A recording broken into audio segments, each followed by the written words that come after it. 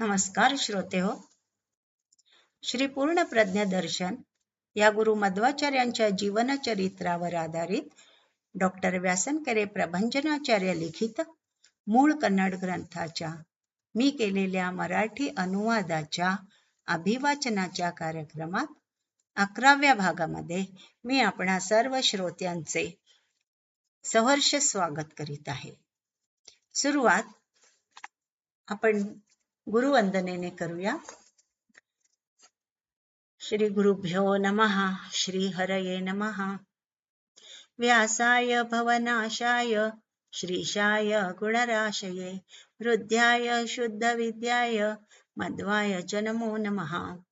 अभ्रमं भंगरहितं अजडं विमलं सदा आनंदतीर्थमतुलं भजे तापत्रयापहम्.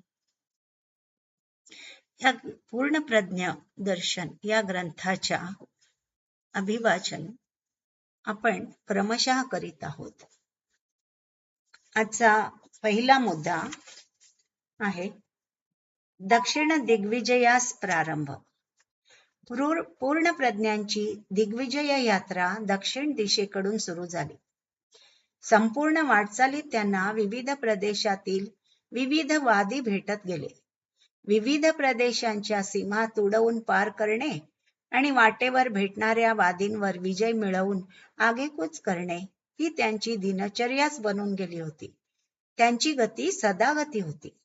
सदागती वायूचाच तर ते अवतारधारी होते. त्यामुळे त्यांच्या सदा गतिमान असणाऱ्या संचारात अडथळे असते आलेच नाहीत. एकदा या संचारामध्ये असताना त्यांना पयस्विनी नदीचे दर्शन झाले. ती केरळची महानदी. किनाऱ्यावर देवळाच्या रांगा होत्या. त्या ग्रामामध्ये शास्त्र ग्रंथांचे अध्ययन करणाऱ्या विद्वान ब्राह्मणांचे संकुल.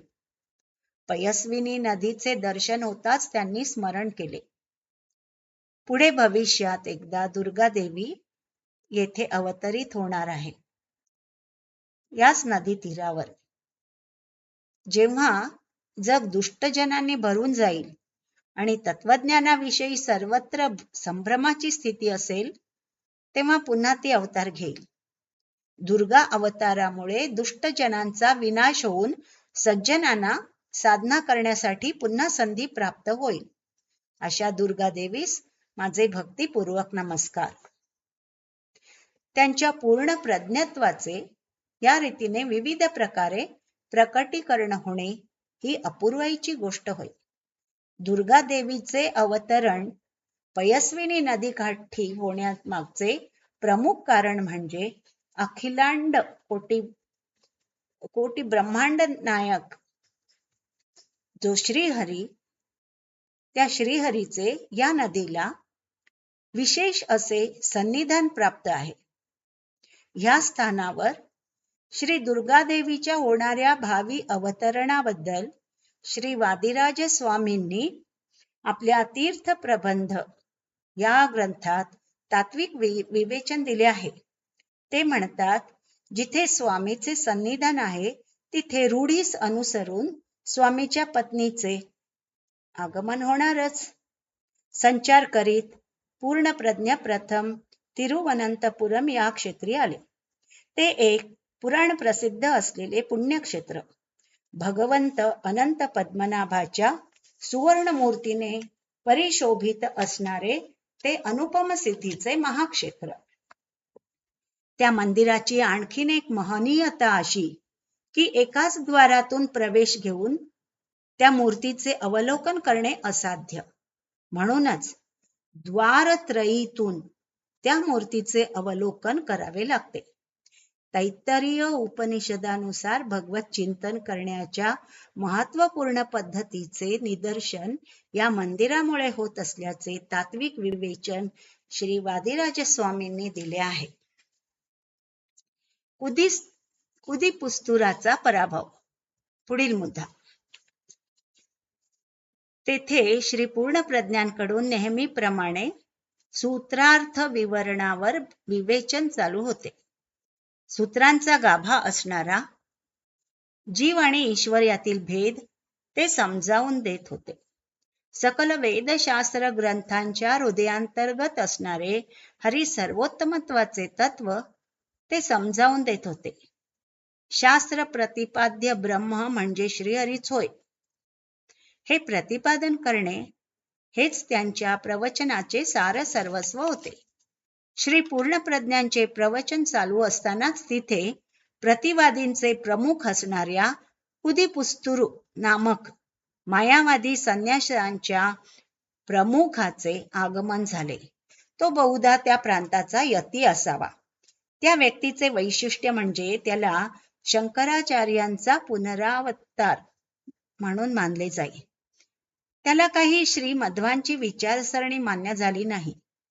ही गोष्ट वादामध्ये मांडून त्याबद्दल चर्चा करण्याऐवजी त्याने न्यायबाह्य रीतीने प्रतिकार करण्याचे हीन कृत्य केले. ब्रह्मसूत्रावर भाष्य रचना न रचताच त्याचा सूत्रार्थ सांगणे हाच मोठा अपराध होय, असा त्याचा आक्षेप होता. पूर्णप्रज्ञांनी सांगितले, मांडलेल्या विचाराविरोधात जर प्रतिवाद मांडायचा असेल तर मांडा. आम्हास ब्रह्मसूत्रावर भाष्य लिहायचेच आहे. आमच्या भाष्य लिहिण्यावर शासनाने बंदी कुठे घातली आहे? त्यांचे म्हणणे पटल्यामुळे जमलेल्या साऱ्या सभेने त्यांचे अभिनंदन केले. शिवाय आचार्यांच्या विलक्षण व्यक्तित्वाचे वर्णन करून शास्त्रांनी वर्णन केलेल्या महापुरुषाची सारी लक्षणे यांच्यात दिसतात. त्यामुळे त्यांनी सूत्रार्थाचे स्पष्टीकरण करून सांगणे हे अगदी उचितच आहे, असेही त्यांनी प्रतिपादन केले. देहयष्टीची लक्षणे आणि ज्ञान यांचा परस्पर संबंध असल्याचे शास्त्र ग्रंथ वर्णन करतात.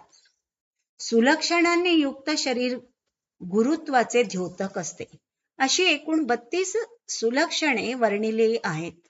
ज्याच्यात अशा 32 सुलक्षणांपैकी 20 तरी सुलक्षणे आढळतात तो वेदद्रष्टा मुनी म्हणवितो. त्यापेक्षाही अधिक लक्षणे देवत्वाचे संकेत दर्शवितात. गरुडदेव, रुद्रदेव, शेषदेव हे 28 सुलक्षणांनी युक्त आहेत. 32 लक्षणांनी युक्त असणारे साक्षात ऋजुगुण होत. ब्रह्मदेव, वायुदेव हे तर ऋजुपुंग. 32 सुलक्षणांनी युक्त असणारे विलक्षण व्यक्तिमत्व श्री पूर्णप्रज्ञांचे श्रेष्ठत्व सिद्ध करीत होते. म्हणूनच तिथल्या विद्वद वृंदाने त्यांची स्तुती गायली. कुदीपुस्तुराने यापैकी काहीही समजून घेण्याचा प्रयत्नच केला नाही. त्याला ते काही नकोच होते.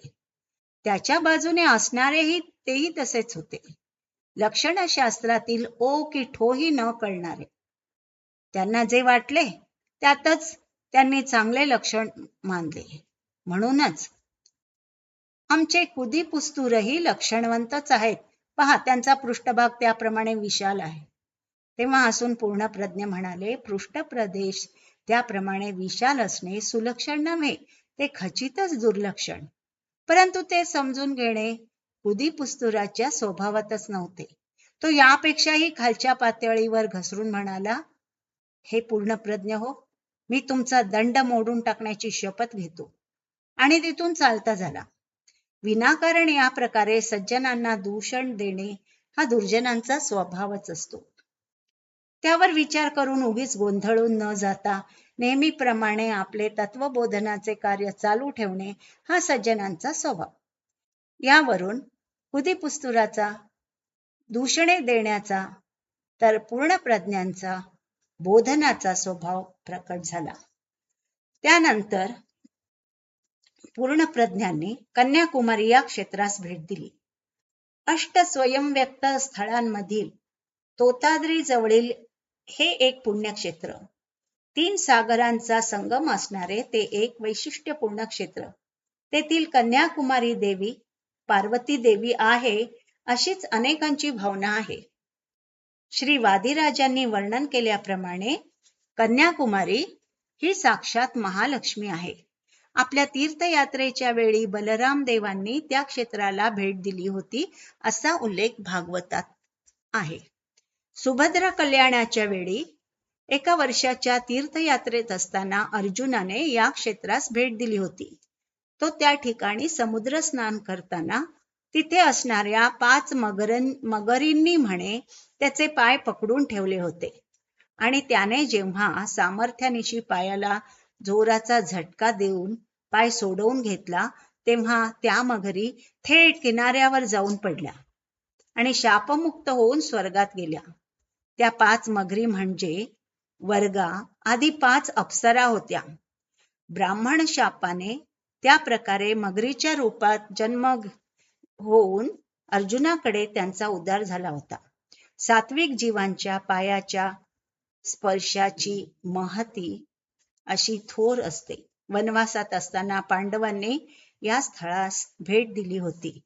म्हणजे भीमरूपानेही श्री मध्वांनी या स्थळास भेट दिली होती. तर आज मध्व रूपाने ते या स्थळी आले होते. तेथील कन्या तीर्थातील स्नानाने भाग्य, आरोग्य, मोक्षादी सकल संपत्ती प्राप्त करण्याचे साधन असल्याची प्रतीती आहे. ते दर्शविण्यासाठीच त्यांनी समुद्र स्नान करून त्या समुद्राचे पावित्र्य वृद्धिंगत केले. आज आपण येथेच थांबणार आहोत. क्रमशः याचा पुढील भाग क्रमशः पाहणार आहोत. धन्यवाद. नमस्कार.